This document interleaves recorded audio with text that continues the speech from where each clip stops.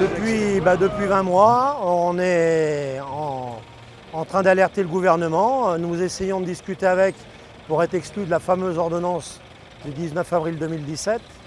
Malheureusement, à chaque fois, c'est toujours des fins de non-recevoir. Non aux appels d'offres, non à cette ordonnance du 19 avril 2017.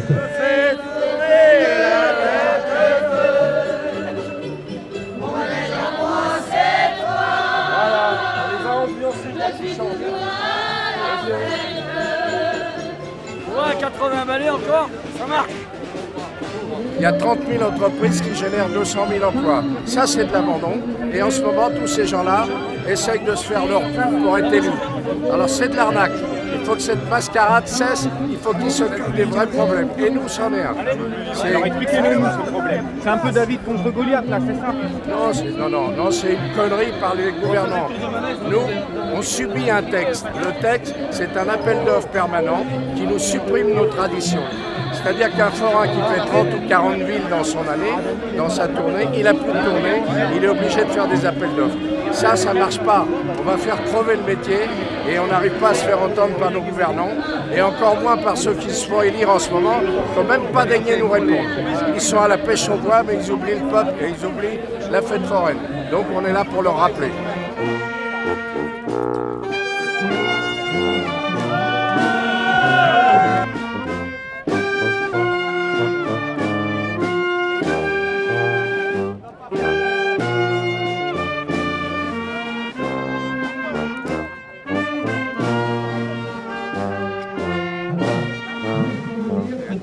Aujourd'hui, on a écrit à tous les candidats d'Europe et ils nous négligent, ils ne répondent pas.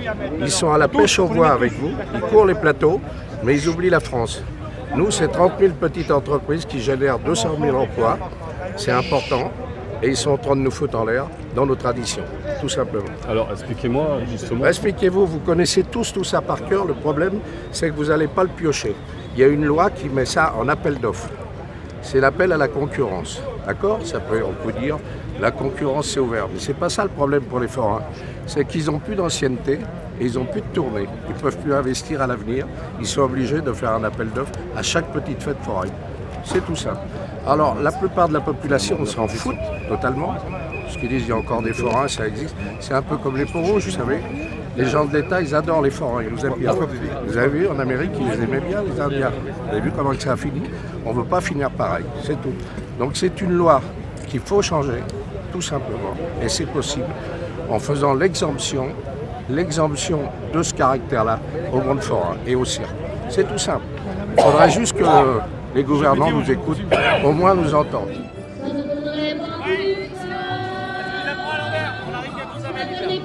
Monsieur Macron veut faire mourir les forains.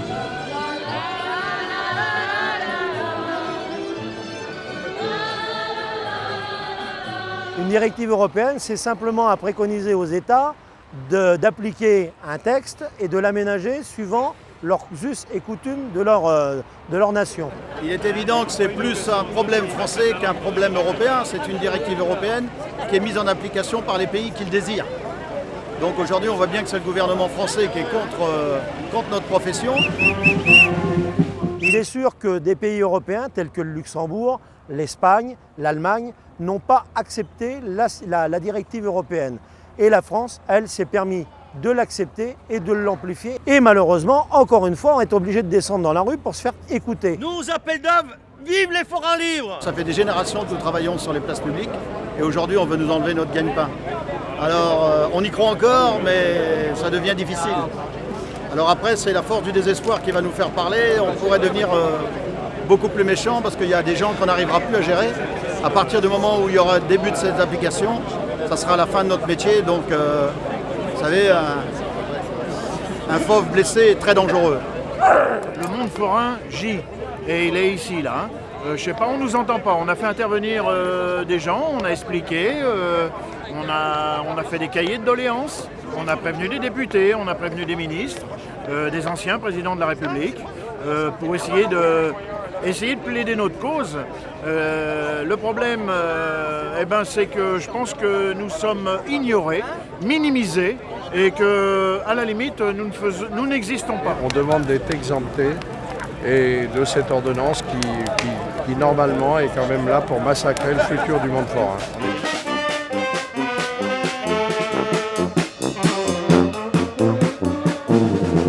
J'aimerais dire à M. Macron que maintenant je pense que maintenant il nous entend. Ça fait plus de 20 mois. Maintenant, il est temps de prendre des décisions. Il faut maintenant agir.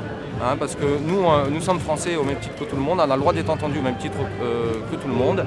Et il faut que cette ordonnance soit retirée de suite et qu'elle soit rétroactive. Que les gens qui ont été spoilés de leur droit au travail le retrouvent.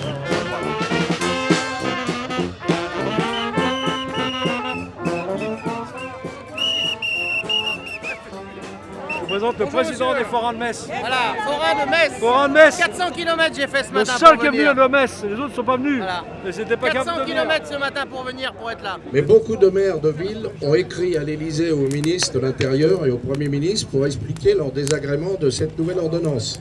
Cette ordonnance, elle vous tue parce que forcément, ça a annulé tous les règlements que vous aviez dans les villes avant, tous les règlements qui existaient avec vos anciennetés et vos tournées, c'est fini.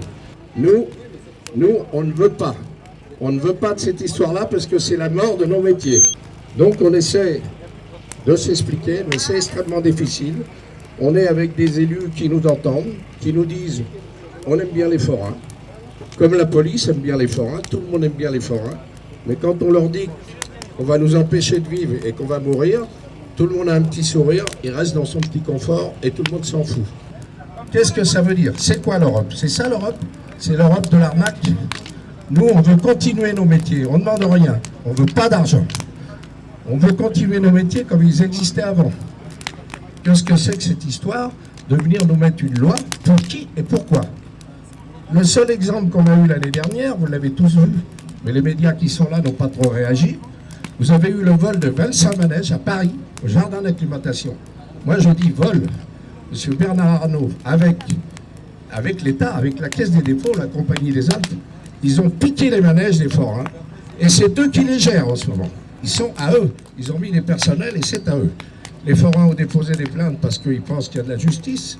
Mais pour l'instant, il n'y a pas d'enquête ouverte. Vous savez, un forain qui porte plainte contre l'État et en même temps M. Bernard Arnault, je pense qu'il n'a pas de chance de réussir. Mais voilà ce qui nous attend à tous. Lundi, on va déposer un recours au Conseil d'État, parce que moi, la justice, je la connais. Je sais aussi comment il faut faire. On va l'attaquer en justice, cette ordonnance. On va jouer avec la justice. Et aujourd'hui, c'est l'acte 1 des forains. Je pense qu'il faudra en faire d'autres, ou à moins que l'État sache qu'il faut nous exempter de cette loi, parce que les pays frontaliers n'ont pas fait pareil. L'Espagne, l'Allemagne, l'Italie, la Belgique et le Luxembourg n'ont pas impacté leurs forains là-dedans. Ils sont plus intelligents que les Français, alors. Le monde forain correspond aussi à la fête foraine, mais correspond aussi aux isolés.